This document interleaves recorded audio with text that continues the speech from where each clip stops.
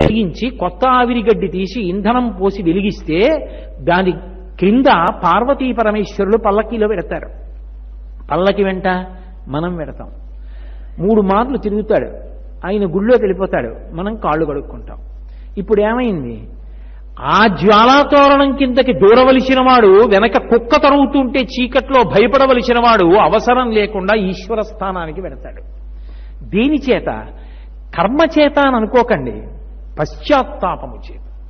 ఇది తత్వమునందు ఎక్కడైనా అంతే. రాముడైనా ఇదే చెప్తాడు రామాయణంలో, సకృదేవ ప్రపన్నాయ తమాస్మీతి చయాచతే అభయం సర్వభూతేభ్యో దదామ్యే తద్వ్రతం మమ.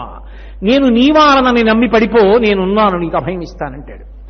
నువ్వు ఒకసారి తప్పు తెలుసుకుని పడిపో ఈశ్వరుడి కాళ్ళ దగ్గర, ఆయన నీకోసం కిందకొచ్చి అప్పుడు పొందవలసినటువంటి జ్వాలాతోరణాన్ని ఇక్కడ జ్వాలాతోరణంలోంచి ఆయన ముందు నడిచి వెనక మనల్ని నడిపించుకుని మనల్ని అనుగ్రహించి అక్కడ పొందకుండా కాపాడతాడు.